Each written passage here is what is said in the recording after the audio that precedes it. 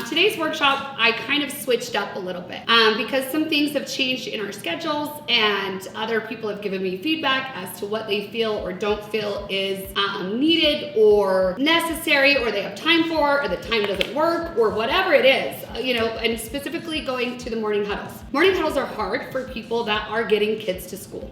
Right? You guys are in the car, you're trying to do all the things, and I appreciate everyone's effort and intentions on morning huddles. I don't want to waste your time as a leader, I don't want to waste my time as a leader, but I do want to be very purposeful of reminding people like, hey, we start with our big rock and we're here to do business. Because if we give too much free time or free space, we know how the results are, right? So there is a method to our madness, but at the same time, we want to be very purposeful with the time that we have together. So with that being said, I've always been a leader that says, hey, I know a lot, but I don't know it all. And I'm open to ideas and suggestions. So today's workshop, you're gonna see in front of you a questionnaire that we're gonna go into. First of all, I wanna start around the table in 1 minute or less. I wanna start with 3 things that we're grateful for the team.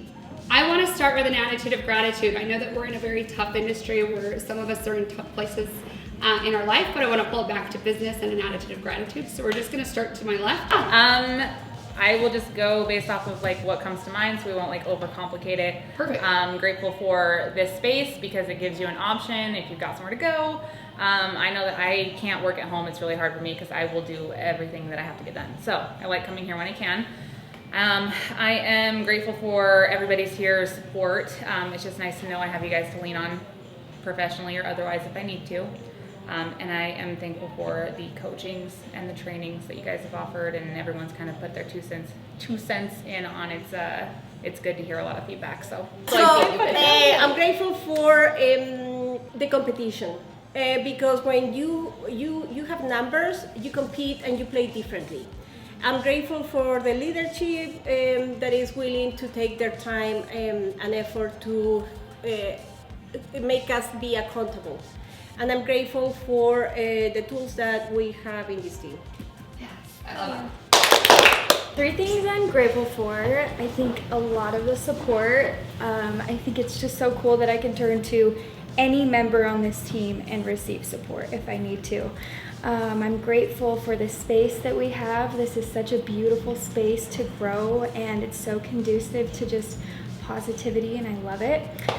This team has really changed my life, so I'm just very grateful to be surrounded by people that have their together and know what they want in life, and that can inspire me to do the same. So I love you guys.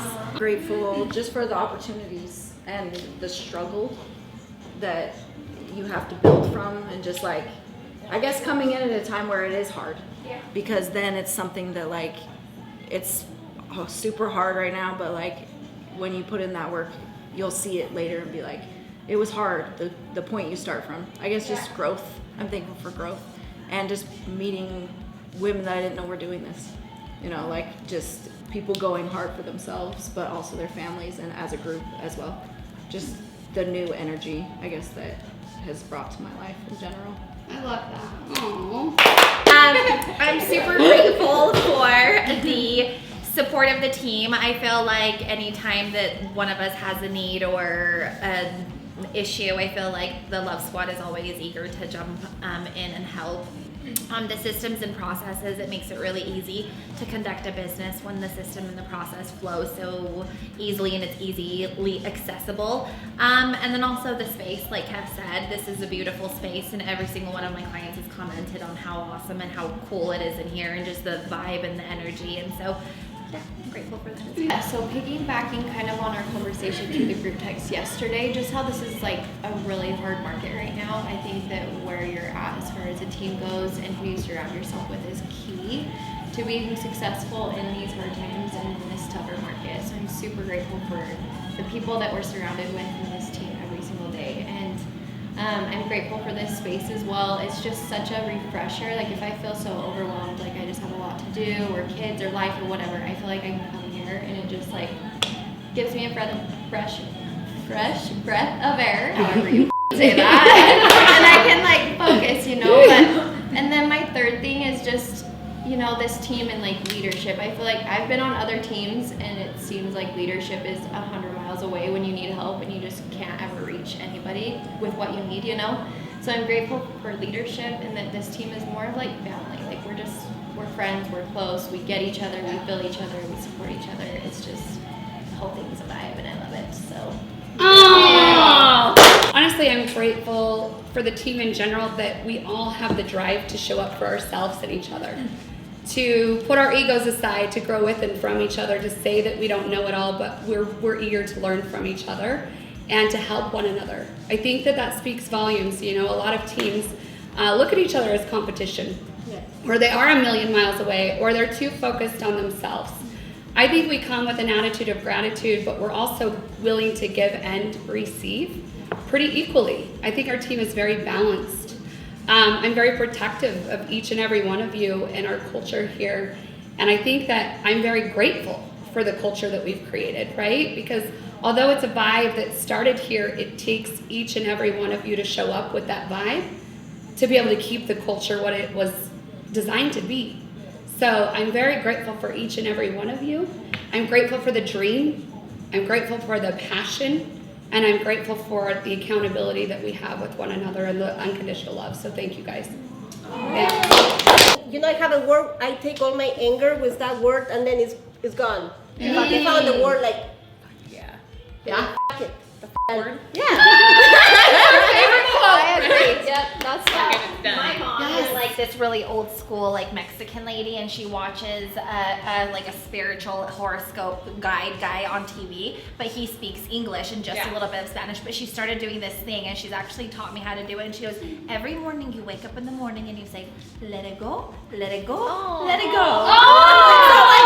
In the mornings I've been waking, I'm like, let it go, let it go, let it go, and then I step out the door. I love that. So Mandy had me write out 10 things, like I am statements, not I ams, related to my business and then personal. And those are like affirmations that I am supposed to be saying in the mornings when I wake up. And I made like a little altar type situation. So for them, Send us a picture. yeah, I will. And they're framed. I have the video. I can just send it to you too. But they're like framed. Like I framed them. I printed them, made them cute, and then I haven't recently been best at doing them in the morning. So like purposefully getting up and saying them the way I should be. So I'm saying them every day, but it's not maybe as effective as Mandy would want it to be because it's not before I'm leaving the house. It's like when I have time. So that's the next thing we're working on. But it's been good. So. So you, yeah, absolutely. So I please. love this because I do something similar. I don't do 10, I do 3, but I have them written on my bathroom mirror. Yeah. So then when I am in the bathroom in the morning, brushing my teeth or whatever, I say them. And then at night when I'm washing my face too, it's right there and I say them and then I go to bed. Like, Yes. It's just a good reminder. It starts with, I'll be honest, the reason we want to do this in the morning, and we're going to do a workshop on this, right? We're going to create our IMs. I'm going to do a workshop. I'm going to teach you kind of some of the things that I've learned that kind of work for me. Because when we go out in the world, like here, when we go out in the world, I do my IMs in the morning and I look at myself eye to eye in the mirror as I'm getting ready. And I won't even answer my phone or do anything until I do this because this is my way of getting my mind right. And I literally envision it with my IMs as I'm armoring up. This is my armor to go out in the world because it's gonna happen around me. However, if I'm armored up, it doesn't penetrate me.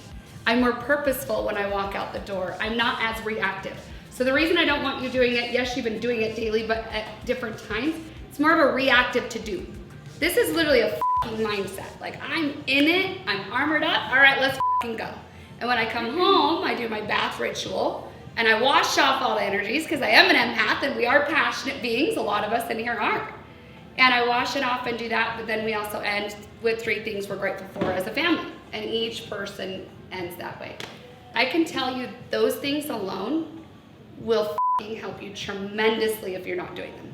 I was having a hard time finding a flow because I have 2 other jobs that I'm trying to do just so I can do this. And I was like, I can't balance my day. I can't get up at 8 o'clock to take my daughter to school and then figure out what I'm going to do with the rest of my day.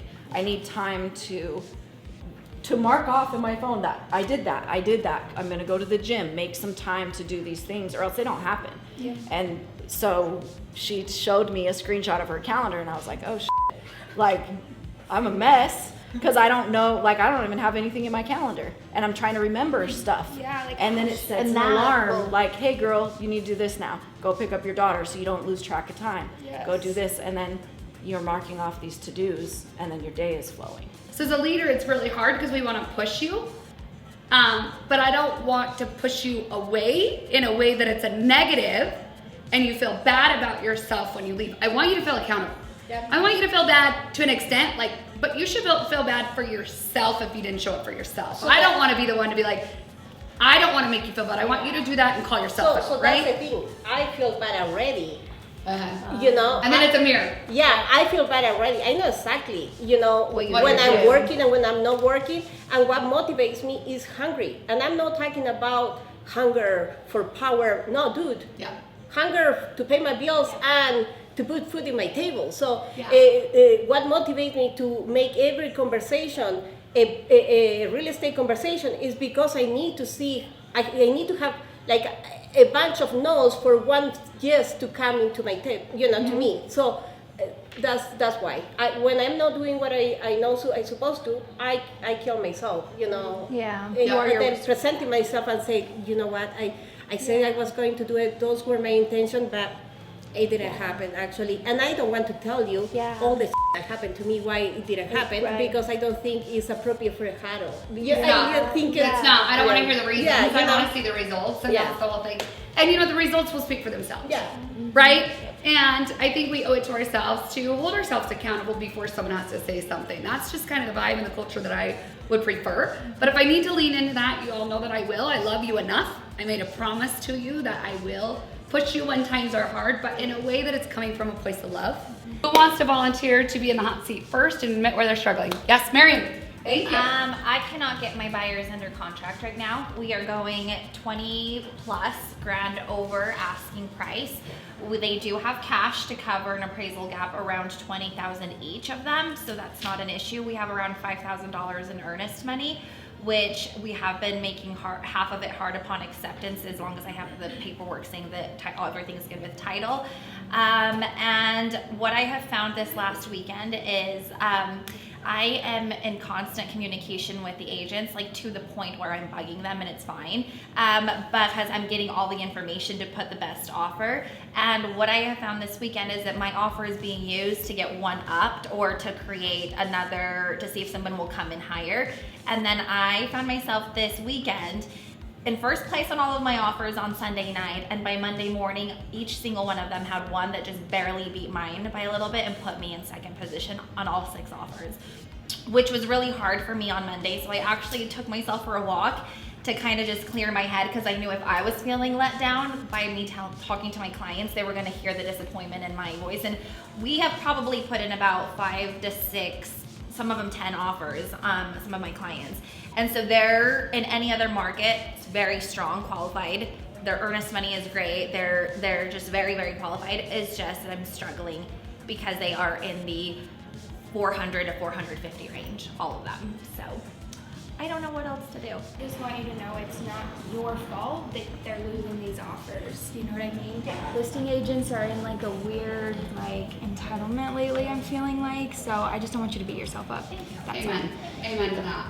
It's just it was a little bit hard because like how do I so when my clients go in, they go in with their all, right? Their highest, their best, their cutoff, which is typically at that point like 65 to almost 80 grand over to what asking is by the time we're done with everything and all of the money they're throwing at it. And so when they come back and they're like, well, we have this one, they will come back and say, well, we have one that just came in a little bit slightly higher than yours. We have no more room to go because we did wait till the last second and we went in with everything. So I don't know if you guys happen to see, even on your listings or whatever, if you guys get something creative, I would love for you to share. So this is something that I learned from Amanda and Shannon when I was in their team. One of the first things you guys told me to do, go register for the Hispanic agents, clubs, organizations, anything, get involved. Go with them.